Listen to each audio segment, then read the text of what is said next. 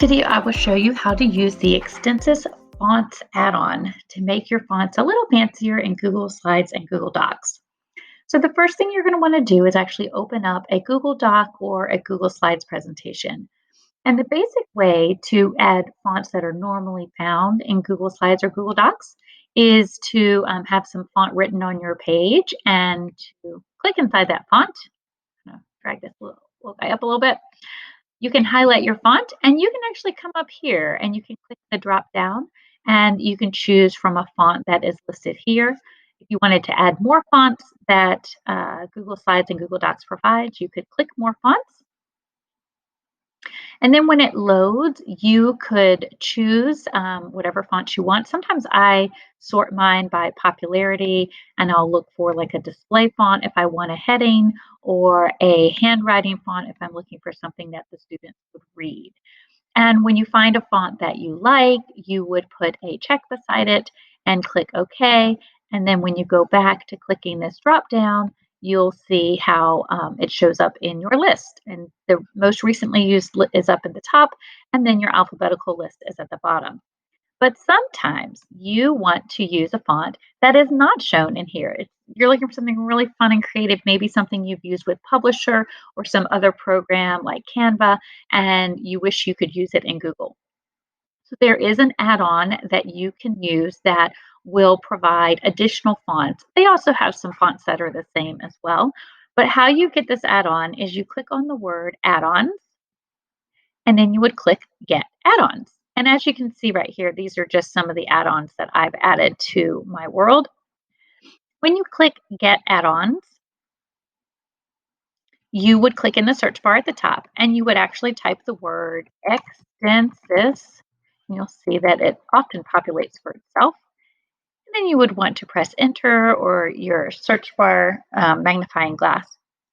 And as you can see, I've already installed it. But if you did not have it installed, you would see a little button down here that says install. And this icon at the bottom lets you know that it can be used for Google Slides and that it can be used for Google Docs. So the first step is to get the actual add-on.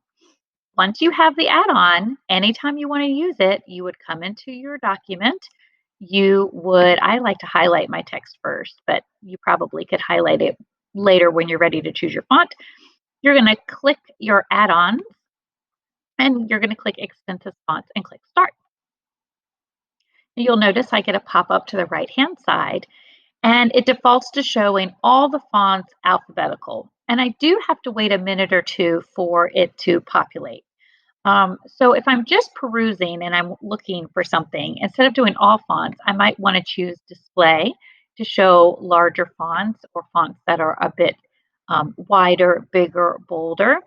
Or if I'm looking for text the students would actually read, I might choose handwriting.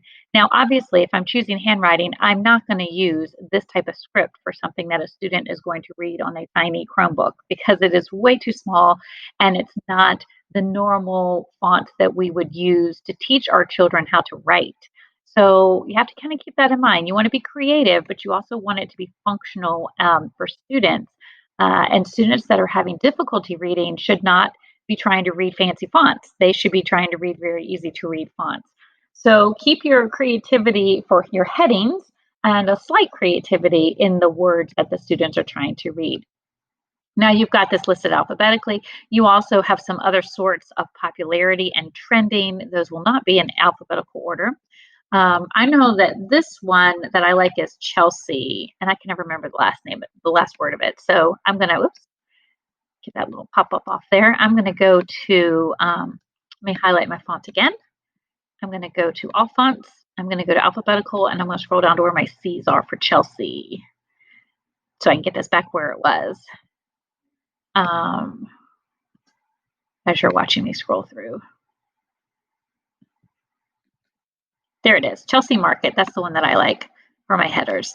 So Chelsea Market is back in there. So I've also, in addition to making this video, I also am going to send you this slide deck, which includes what I just showed you, how to get the extension, how to use the extension, and then down here, it's going to be a few of my favorite fonts. So that way you can take a peek at the fonts that I like to use and you might decide that you want to use them as well, and some tips to share at the end. So I hope this video was helpful for you. And if you are searching for some free fonts, you might consider using the Extensis Fonts add-on.